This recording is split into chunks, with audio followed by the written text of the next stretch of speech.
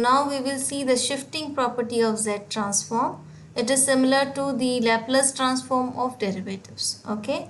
So now here what it says, if Z transform of xk is denoted by f of z, then Z transform of the sequence xk plus m is z to the power m fz minus, then there is a bracket, it shows that all the terms are negative, z power m x0 plus z power m minus 1 x1 plus so on z x to the power m minus 1.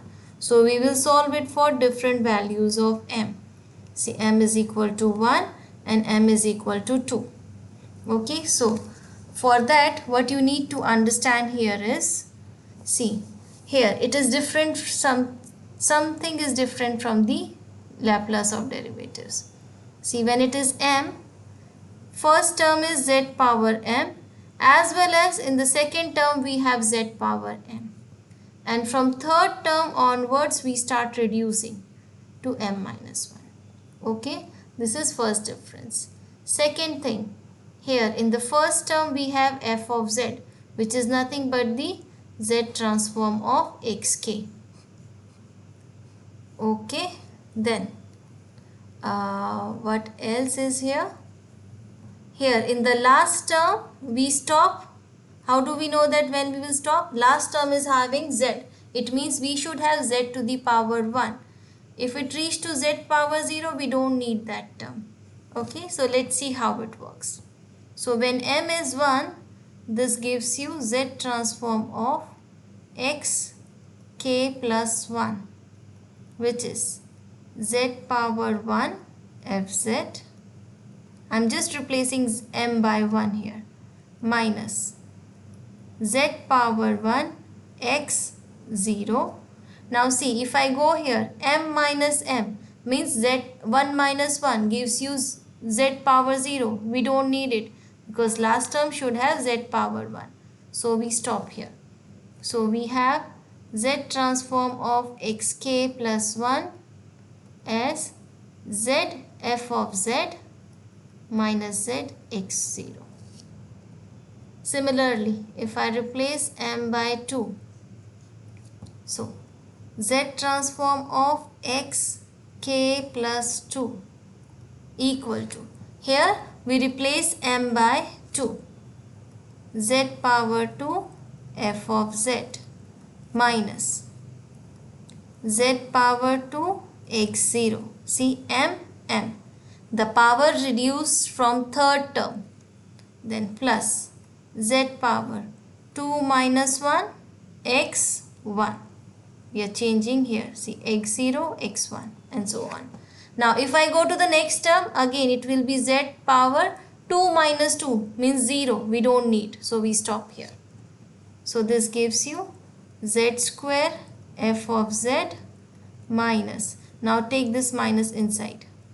Like, okay, let me write it first like this. Z square x0 plus z x1, which is nothing but z square f of z minus z square x0 minus z x1. This is z transform of xk plus 2. So this is how we derive the values for different values of m. Now, so if I represent Z transform of yk by f of z, like in place of x, if we name our sequence by y, because it's a variable, it can be anything, then what will be the expression for yk plus 1 and what will be the expression for yk plus 2? Tell me. Actually, what we did, when we are working with x, we are getting the term in terms of x0. So if it is x here, it's changing x here. Okay. Now in place of x, we have y. Now when we have y, we change x0 to y0. Here also y. So we change the variable x0 x1 by y0 y1. This is how we worked with it. So now again it's up to you. Either you learn how to derive it or just memorize it. But I suggest you to learn how to derive it. Now we will see how to make use of the shifting property to solve the difference equation. We have differential equation, we use Laplace transform to solve it. Now when we have difference equation, which is having the differences of the function, so it is in this form, we use Z transform to solve it, and the initial condition is given. So as we have to use Z transform, we start by applying Z transform on the difference equation. Applying Z transform on both sides of the difference equation.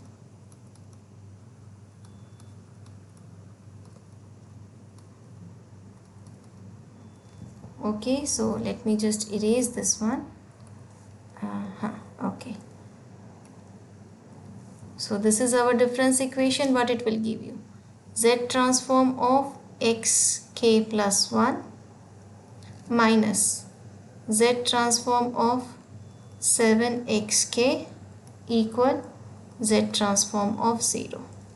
Same like how we solved differential equation using Laplace transform. Same method, just we are using a different operator. So for the first term, Z transform of xk plus 1. So xk plus 1, we are using these formulas now. This one and this one. So let's write down these formulas. What is it?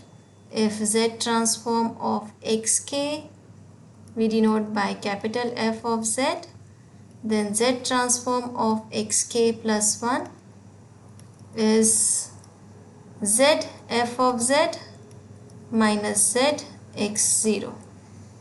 This is what we are going to use. So let's write it. Z f of Z minus Z times x0.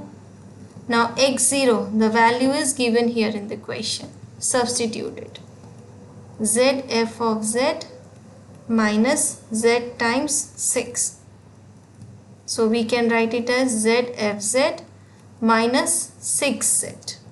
So this is the value for the first term. Second term, 7 Z transform of 7xk. Now 7 is a scalar. You can take 7 outside. Z transform of xk. What is Z transform of xk from here? F of Z. So this is 7 f of Z. And Z transform of 0. 0 is a constant. 0 you can write 0 times 1. So it will be 0. Now substituting these values in this equation. Substituting these values here in this equation. What we will obtain? Z transform of xk plus 1. We have these two terms. Z fz minus 6z. In between these two we have minus sign. Minus Z transform of 7xk. What is it? 7f of Z. Equal. Z transform of 0 is 0. Now we have the equation. So what we will do now? We will keep the terms with f of Z on this side, and the term without f of Z we move it to the other side. So we get Z fz minus 7fz equal, if it is minus 6 it becomes plus 6z. Now take out Z fz as a common factor. What it will give you? Z minus 7, which is 6z. So this gives you value of fz as 6z over z minus 7.